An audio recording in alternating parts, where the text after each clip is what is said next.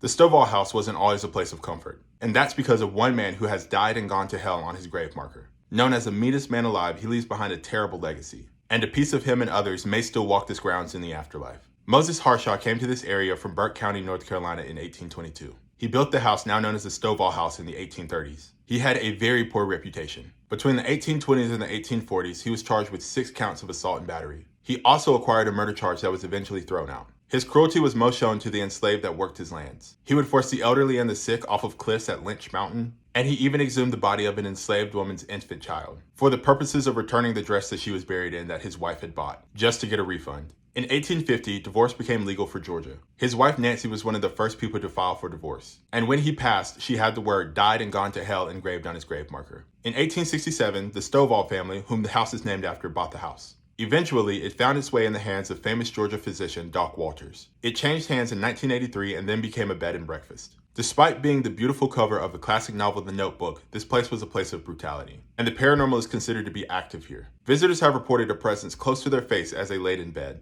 They've also reported the sound of someone coming up the stairs and giggling. One of the teenage daughters of Harshaw was said to have passed on the property, and people have reported hearing her screams and her calling for her mom on some nights. The Blue Room is considered to be the most active at this B&B. The Stovall House is considered a landmark, and its history cannot be washed away by a good stay or a good breakfast.